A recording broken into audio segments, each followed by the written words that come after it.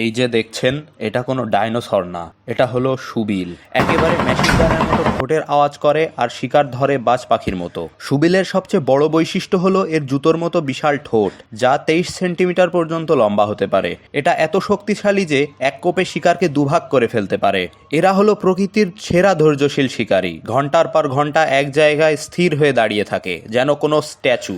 আর যখনই শিকার আসে, এক লাফে ধরে ফেলে। এদের মেনুতে থাকে মাছ, ব্যাঙ, সাপ, এমনকি ছোট কুমির পর্যন্ত।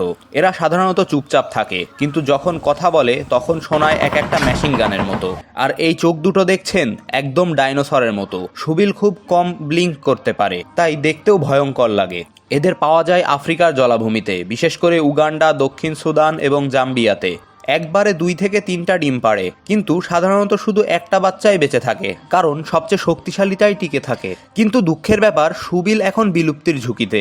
মাত্র 5000 থেকে 8000টা অবশিষ্ট আছে। বাসস্থান ধ্বংস, অবৈধ শিকার তাদেরকে বিপন্ন করে তুলেছে।